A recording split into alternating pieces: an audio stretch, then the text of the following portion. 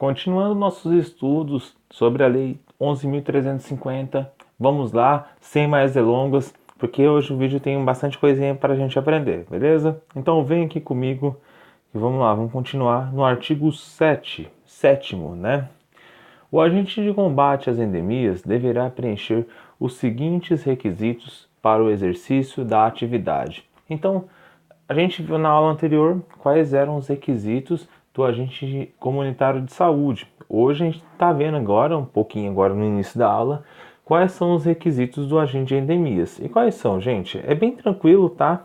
É bem parecido com o anterior, só que é ter concluído com aproveitamento curso de formação inicial com carga horária mínima de 40 horas.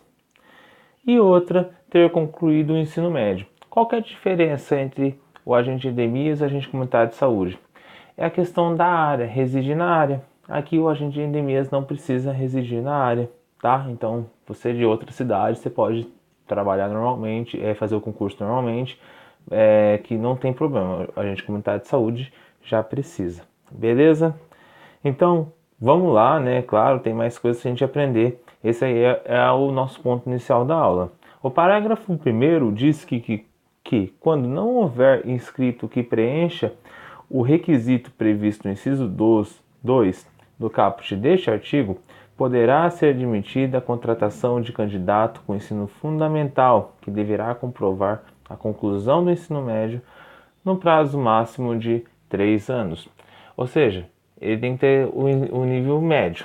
Mas, caso não haja candidatos com nível médio na região, então poderá ser admitido pessoas que tenham nível fundamental, mas com uma ressalva. Essas pessoas deverão concluir o ensino médio em até 3 anos. E se não concluir? Se não concluir, entendo que deve ser demitida essa pessoa, tá? Então, vamos lá, vamos continuar que tem bastante coisa ainda para a gente ver, beleza? Parágrafo 2º. Ao ente federativo responsável pela execução dos programas relacionados às atividades dos agentes de combate às endemias, compete a definição do número de imóveis a serem fiscalizados pelo agente, observados parâmetros estabelecidos pelo Ministério da Saúde e o seguinte. Então, quem vai definir o número de imóveis que o agente de endemias deve trabalhar, em tese, é o município, que normalmente é o responsável pela contratação do agente de combate às endemias, tá? Além disso, claro, tem os padrões definidos pelo Ministério da Saúde, que assim, em breve síntese, é que quando há uma epidemia, o agente de combate às endemias deve visitar 800 imóveis por mês, tem que ser responsável por 800 imóveis, quando não há em torno de 2.500 imóveis, beleza? Mas tem alguns parâmetros que aqui a própria lei define. Qual é, gente? O parâmetro de condição adequada de trabalho, tá? A geografia e demografia da região, com distinção de zonas urbanas e rurais, flexibilização do número de imóveis de acordo com as condições de acessibilidade local. Ou seja, você não pode cobrar de um agente de endemias que trabalha na zona rural o mesmo número de imóveis que um agente de combate a endemias trabalha na zona urbana. É claro que o da zona urbana vai conseguir visitar muito mais imóveis do que o da zona rural. Entendeu? Então, tem que haver essa flexibilização. Beleza? Continuando, artigo 8º. Os ACS e os ACS admitidos pelos gestores locais do SUS e pela Fundação Nacional de Saúde, na forma do disposto no parágrafo 4º do artigo 198 da Constituição, submetem-se ao regime jurídico estabelecido pela CLT, que é a Consolidação das Leis do Trabalho, salvo-se no caso dos estados, do Distrito Federal e dos municípios, lei local dispuser de forma diversa. Tá? Aqui é uma regra geral, que uma lacuna que ficou pela própria Constituição e que foi incluído pela Lei 11.350, que fala que Simplesmente, gente, quem for admitido aí por gestor local do SUS e pela FUNASA, mas e não tiver um regime próprio, um ser estatutário, enfim, ele é seletista. Basicamente é isso, tá? Mas e via de regra, gente, a CE e a CS, via de regra, são seletistas, ou seja, tem assinatura na carteira de trabalho, salvo se o município tratar de maneira diversa. E qual que é a maneira diversa, gente? Ser estatutário, ou seja, não ter registro na carteira. Tem seus benefícios, mas tem os seus malefícios. Claro que em um vídeo eu falarei a diferença entre os dois, sobre um seletista e estatutário. Então fique atento aí no canal que eu vou mostrar para vocês mais pra frente, beleza? Vamos lá, continuando. Artigo 9. Eu tô falando 9, né? E é nono, né? Mas vamos lá, continuando. A contratação dos ACS e dos ACEs deverá ser procedida de processo seletivo público de provas ou de provas e títulos, de acordo com a natureza e a complexidade de suas atribuições, e requisitos específicos para o exercício da atividade, que atenda aos princípios da legalidade, impessoalidade, moralidade, publicidade e eficiência. Vamos aqui de trás para frente. Gente, os princípios da administração pública é o mais conhecido aqui, LIMP, tá? Que é LIMP, legalidade, I, impessoalidade, M, moralidade, P, publicidade, eficiência, E. Esse aqui é o princípio básico trazido pela Constituição Federal e que isso aqui deve ser regido pela administração pública inteira, beleza? Esse é o primeiro ponto que você precisa entender, tá? O cargo, o trabalho, ele é um serviço público, então é óbvio que esses princípios precisam ser observados, tá?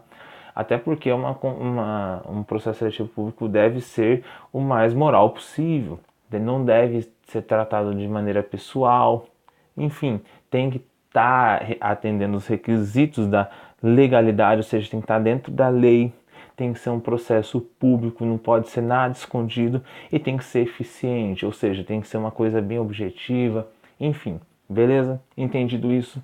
Outro ponto, a CE e a CE deve fazer processo seletivo público. Eu sei que existem concursos públicos feitos, mas a lei fala em processo seletivo público e ela pode ser em duas modalidades. Primeira, pode ser só prova, você faz uma provinha e boa, ou pode exigir, por exemplo, que você tenha títulos, ou seja, que você tenha feito algum curso, até mesmo concluído o ensino médio. No caso, é obrigado agora ter ensino médio, né, mas ter feito uma faculdade. Não tem problema a banca cobrar esse tipo de coisa. Na verdade, até mesmo o artigo 9º prestigia esse tipo de atitude dada aí pelo gestor municipal, beleza? Continuando, parágrafo 1º. Caberá aos órgãos ou entes da administração direta dos estados, do Distrito Federal ou dos municípios certificar em cada caso a existência de anterior processo da seleção pública para efeito da dispensa referida no parágrafo único do artigo 2º da Emenda Constitucional 51, considerando-se como tal aquele que tenha sido realizado com observância dos princípios referidos no caput, que seria aí os princípios da administração pública. Gente, isso aqui é um rolo, tá? Isso aqui os caras, tipo, quando os agentes comunitários faziam processo seletivo, fazia assim, não era uma coisa certa. O cargo de agente, principalmente agente comunitário de saúde, era um cargo colocado, tá? Muita gente conseguia cargo com político de agente, tá? Infelizmente é isso que acontece. Então, ou então dava um jeito, enfim, mas deu uma regra de transição, tá? E fez com que essas pessoas assim tivessem essa validade, faz bastante tempo, faz mais de 10 anos isso já, mas tá dando essa validade e tá falando assim, ó, vê se tem esse processo seletivo aí anterior, se tiver, vai chamar aquele povo, se não tiver, faz o novo, beleza? Você precisa entender isso. O parágrafo 2º fala que o tempo prestado pelos ACS e pelos ACs enquadrados nas condições previstas no parágrafo 1º desse artigo, independentemente da forma de seu vínculo e desde que tenha sido efetuado o devido recolhimento da contribuição previdenciária será considerado para fins de concessão de benefícios e contagem recíproca pelos regimes previdenciários. Isso, gente, é só uma garantia para quem trabalhou nesse tipo de regime que eu falei anteriormente, tá? Se recolheu aí certinho, por exemplo, recolheu como seletista, com carteira assinada, ele vai ter esse tempo contado se ele virar agora estatutário, tá? Teve muita gente que virou, conseguiu converter isso aí de seletista para estatutário. Aí acabou tendo esse benefício de contagem de tempo. Beleza? Gente, é isso, tá? Vai ter continuação, tem mais coisas aí pra gente aprender. Continue firme aí nos estudos, beleza? Se inscreva no canal se você não é inscrito. Aproveite os outros vídeos do canal, também tem bastante coisa para você aprender. E se você quiser, eu tenho um material aí bacana por R$100, tanto para CS, um outro material também para CE.